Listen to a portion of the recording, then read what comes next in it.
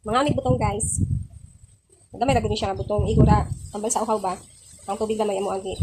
Importante nga kuha sa sabaw. Uy, higop naman as manang. Okay. Sabaw sa butong.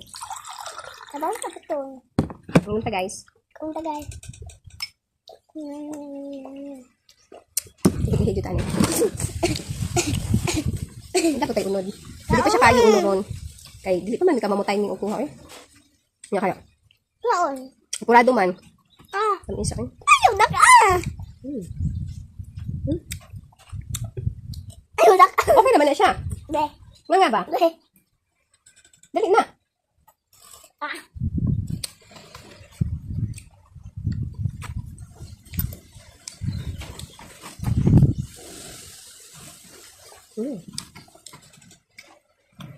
Ang pa ka?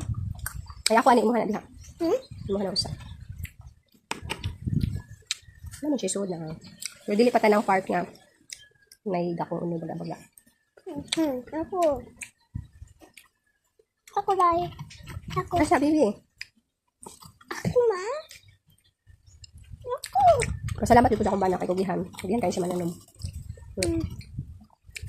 Tanawa, nakatilaw na ta siyang tinanom. Hindi ba na siya mahilig makaon?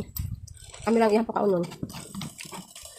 Ang palibot na puno na sa mga tanom. Kapayas, na may daghang kapayas. Ito na siya mahilig makaon ng kapayas. Namutan mahinog. Anong kaon? Kami lang yung pakaon nun. Nananom lang daw na siya para namo.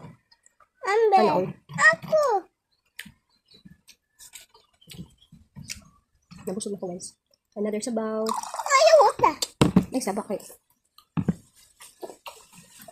Ay, sabak.